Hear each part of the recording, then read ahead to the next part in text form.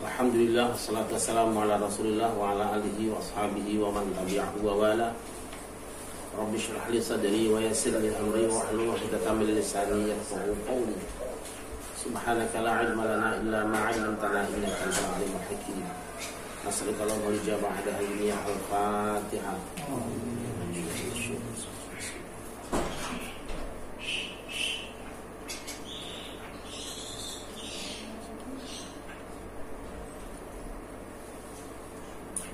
Hamba-hamba Allah yang dimuliakan, salah satu nama dari surah Al-Fatihah itu adalah surah Al-Kafiyah, yang artinya surat yang mencukupi. Kita sering mendengar istilah ada ibadah yang hukumnya fardu kifayah, kafa yakfi kifayatan. Dari kata kafa inilah nama Al-Kafiyah. Kalau kita bicara fardu kifayah artinya apa? Satu amaliyah fardu yang apabila telah dilakukan oleh sebahagian umat Islam maka gugurlah kewajiban dari yang lainnya. Seperti inilah mirip-mirip posisi surat Al-Baqarah, surah Al-Fatihah di dalam sholat.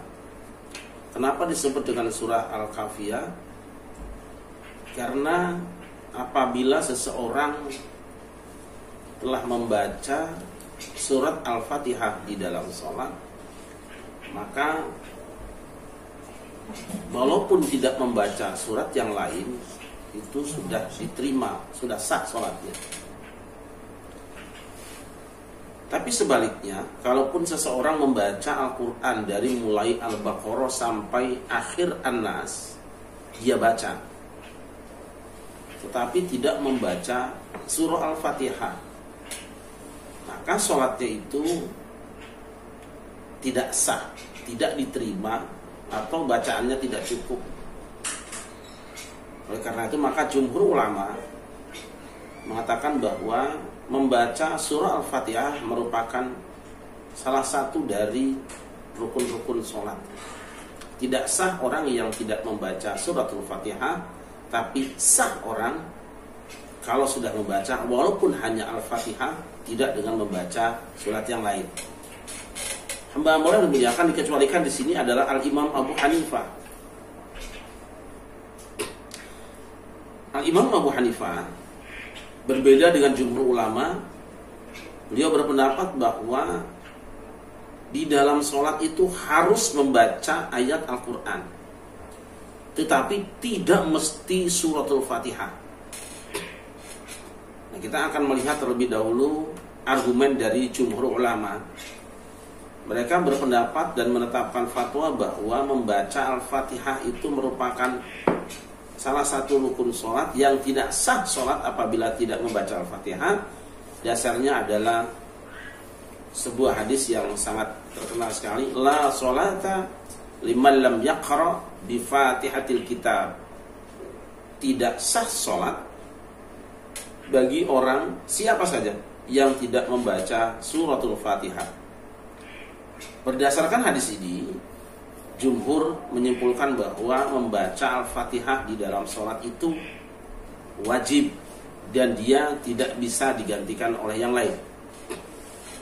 Tetapi Abu Hanifah memiliki kaidah yang berbeda dengan jumhur.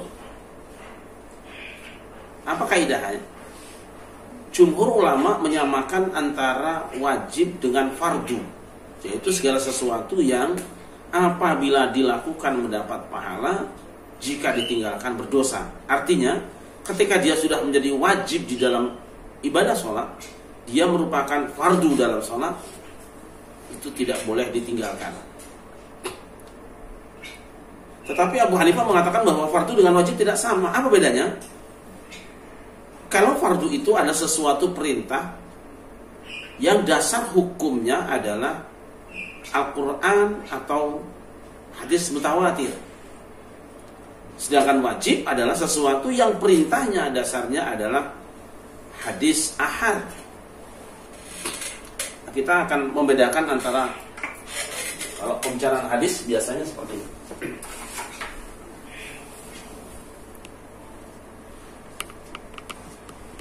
Hadis nanti ada al-ahad, al-mutawatir. Nanti hadis ahad itu adalah yang rawi-rawinya terbatas. Apa itu mutawatir? Ma rawahu adadun jamun yastahilu fil 'adah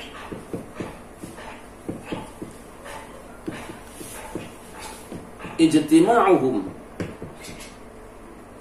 wa tawatu'uhum 'ala al-kadhib. Saya mohon maaf tulisannya jelek karena selama sekolah dan kuliah nggak pernah punya buku saya. Saya pendengar setia saja. Yaitu hadis yang diriwayatkan oleh perawi yang sangat banyak jumlahnya, yang menurut adat yastahilu fil 'adah, menurut adat kebiasaan mustahil mereka akan bersepakat dan berkumpul dan bersepakat untuk melakukan kebohongan. Jadi sesuatu informasi yang disampaikan melalui jalur yang sangat banyak,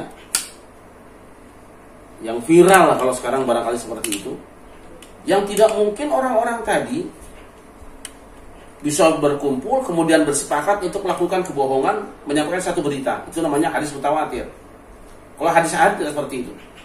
Di sini tempatnya nanti ada hadis masyhur, gharib, ada aziz. Tapi secara umum orang membagi hadis nanti, hadis ahad menjadi 3, yaitu sahih, hasan, dan dhaif. Sahih ini terbagi 2, li dzatihi dan li ghairihi. Hasan juga sama, li dzatihi, li ghairihi. Ini dhaif banyak sekali.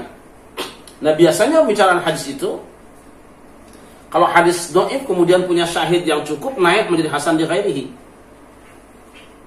Dan hadis hasan li dzatihi juga kalau punya syahid yang banyak, naik dia menjadi sahih li dzatihi. Dengan bahasa lain, bahwa hadis dhaif itu bisa naik ke derajat hasan. Kalau sudah hasan dan sahih itu sudah makbul, hadisnya diterima. Hanya nanti terbagi menjadi 2. Yang makbul itu ada yang makbul bih, ghair makbul bih. Karena hadis-hadis itu nanti ada yang mansukh, ada yang dianggap syadz karena bertentangan atau berilat dengan yang lebih sahih, yang lebih kuat. Nah, hadis mutawatir secara teori itu tidak mungkin laporan itu adalah dusta. Pasti benarnya secara teori, pasti benarnya bahwa itu bersumber dari Rasulullah, itu mutawatir. Nanti terbagi menjadi 2, ada mutawatir lafzi dan maknawi.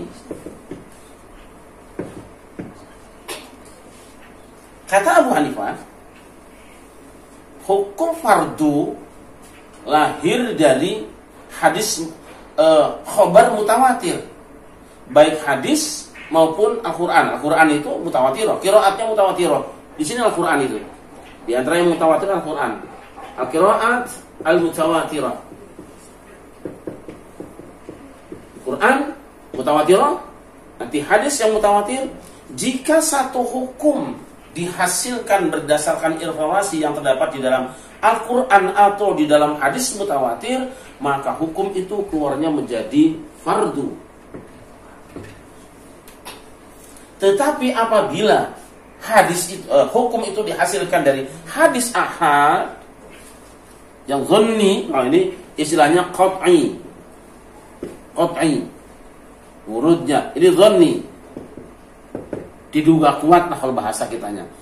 Jika satu hukum, produk hukum dihasilkan dari hadis yang ahad, maka dia statusnya menjadi wajib. Ini menurut Abu Hanifah. Jadi beda antara fardu dengan wajib. Dari perbedaan kaidah ini kemudian muncul perbedaan pula banyak hal dalam masalah fikih.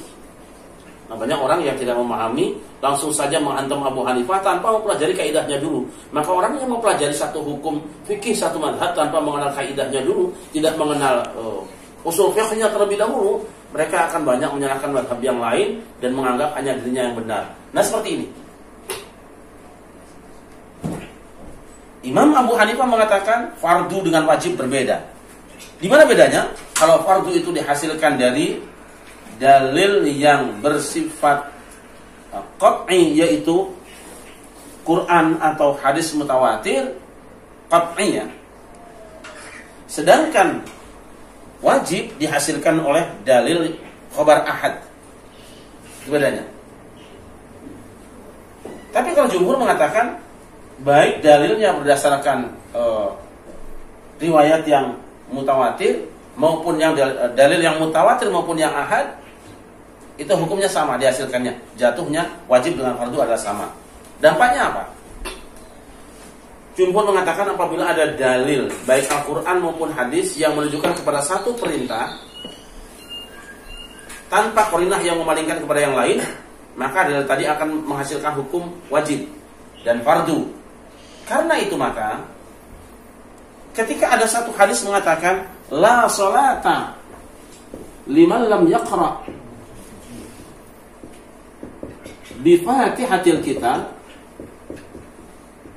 tidak sah sholat bagi siapa saja yang tidak membaca surat Al-Fatihah, difahami oleh jumhur membaca Al-Fatihah itu wajib dan itu tidak bisa diganti oleh surat apapun. Tetapi kalau fardu dengan wajib dibedakan seperti oleh Abu Hanifah, maka apa kata Abu Hanifah? Hukum yang dihasilkan oleh dalil yang mutawatir, yang qat'i itu, qat'ul wurud itu, dia tidak boleh diganti. Tetapi kalau ada perintah yang dihasilkan oleh dalil zonni atau ahad ini, ahad, maka dia boleh diganti dengan yang lain yang semisal dengan dia. Nah, di sini bedanya. Saya ulangi. Kalau kata Abu Hanifah, ketika satu hukum dihasilkan oleh dalil mutawatir, maka dia plek itu jadi, tidak boleh diganti. Tetapi kalau dihasilkan oleh dalil yang ahad karena bersifat zonni, maka dia boleh diganti yang lain, tidak harus plek dia. Sedangkan jumhur mengatakan baik dihasilkan oleh mutawatir maupun yang ahad, dia sama hukumnya, tidak boleh diganti. Oleh karena itu, hadis la sholata liman lam yaqra bi Fatihatil Kitab itu sahih, tetapi dia statusnya ahad di sini. Menurut jumhur ulama, membaca Al-Fatihah di dalam sholat mutlak tidak boleh diganti. Tetapi Abu Hanifah berbeda. Kenapa berbeda? Ingat tadi bahwa dalil yang mengharuskan satu amal tidak boleh diganti itu kalau Al-Quran atau hadis mutawatir. Abu Hanifah menemukan ayat faqra'u ma tayassara minal Quran. Dalam Al-Quran surah Al-Muzammil, bacalah olehmu yang mudah dari Al-Quran. Sholat dengan kamu membaca ayat mana saja dari Al-Quran, mutlak harus baca Quran, jatuhnya fardu. Jadi dalam sholat harus baca Quran.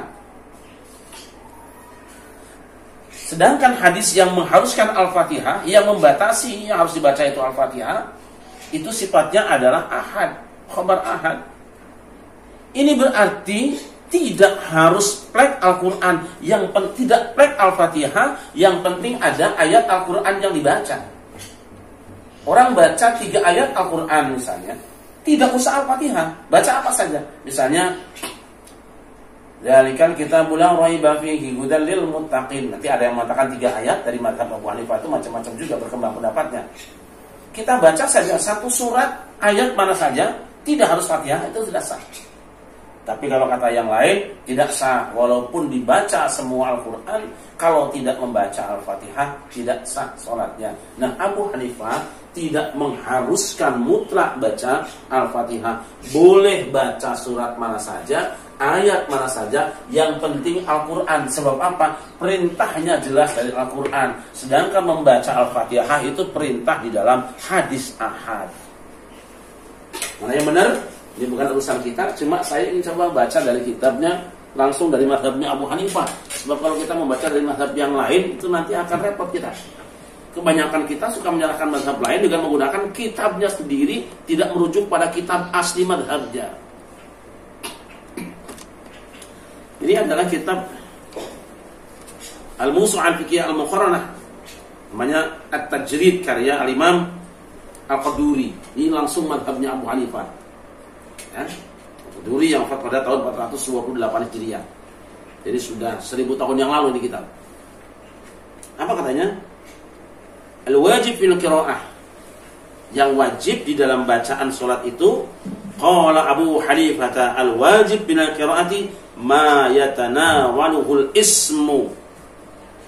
Yang wajib di dalam bacaan di dalam salat itu adalah cukup apa yang sudah bisa dikategorikan membaca. Itu saja. Selama ada ayat Al-Quran yang dibaca dan orang nyebut itu sudah baca Quran, sudah masuk dalam kategori baca Quran, baca ayat Quran, maka sah sholatnya. Waqala Syafi'i al-wajib Fatihatul Kitab. Kata Imam Syafi'i, yang wajib adalah membaca suratul Fatihah.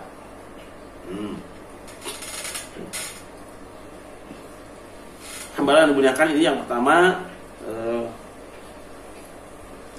Jadi kalau kita baca secara rinci, kita akan menemukan bahwa semua madhab itu merujuk kepada Al-Quran dan Al-Hadis. Hanya ada kalanya ketika mereka membaca ayat dan hadis yang sama, alat yang dipergunakan berbeda, maka hasil keluarnya juga berbeda. Sama seperti kita menggiling padi. Kalau gilingannya itu ukurannya besar, maka keluarnya padi yang utuh.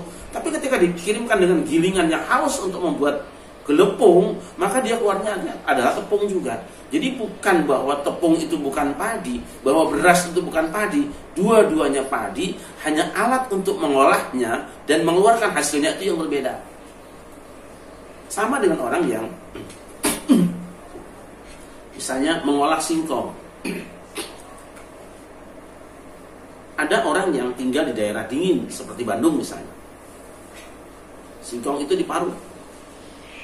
Karena daerah dingin, supaya nanti kalau dimakan hasilnya akan menghangatkan badan, maka kemudian